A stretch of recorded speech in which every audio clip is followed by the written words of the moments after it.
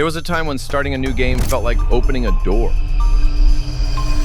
You'd sit there, controller in hand, watching the loading screen, already imagining the worlds you were about to explore. Not just the gameplay, the possibility.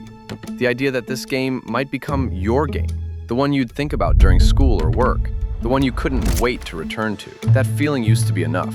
Now, something strange happens. You buy a new game, you install it, you maybe play for an hour, and then you never open it again. Not because it's bad, not because you're too busy, you just don't feel pulled back. What's confusing is that you still like games. You watch trailers, you follow announcements, you get excited when something new is revealed. The anticipation is there, the motivation isn't. Part of the reason is that the rush has moved. In the past, the reward came from playing. Progress felt earned. Discovery felt personal. Time disappeared because you were fully absorbed. Today, much of the reward happens before you ever press start.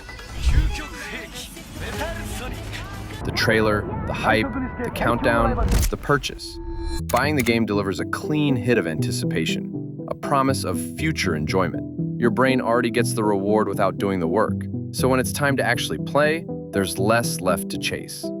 Another reason is that games quietly changed alongside us. They became bigger, longer, more complex. What once felt like adventure now feels like commitment. Skill trees, daily challenges, live service events, season passes. Even relaxing games come with systems to manage. And when your real life is already full of responsibilities, opening a game can feel like opening another task list.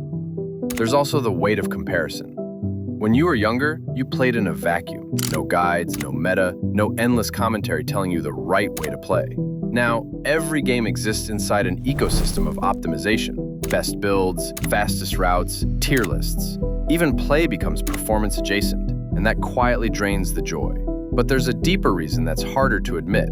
You see, the problem isn't the game, it's the weight you bring into it. When life is already full, decisions, deadlines, expectations, your brain doesn't want another system to learn, another map, another set of mechanics asking you to be competent again. So even something meant for fun starts to feel like homework. That's why you open a game and feel overwhelmed almost immediately. Not because it's complicated, but because your mind is tired of starting things that demand completion. You're not thinking, this could be fun. You're thinking, this is gonna take time. And when time feels scarce, commitment feels heavy. So instead of escaping into games, we hover around them. We buy them, we collect them. We imagine ourselves playing them.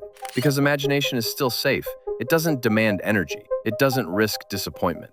And what do you do with all the free time that you get just from imagining yourself playing? You rest instead.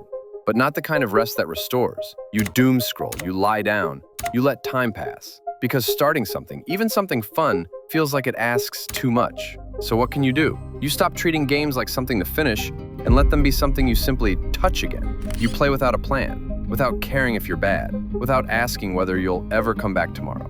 You don't open the game to escape your life. You open it the way you used to, out of curiosity, not obligation. Sometimes that means 10 minutes. Sometimes it means turning it off halfway through a mission. And that's still playing, because the truth is, you don't miss games. You miss the version of yourself who could disappear into something without guilt. That version isn't gone. It's just tired. And sometimes, the most honest way back isn't to chase the magic, but to sit quietly with something familiar and let it meet you where you are now.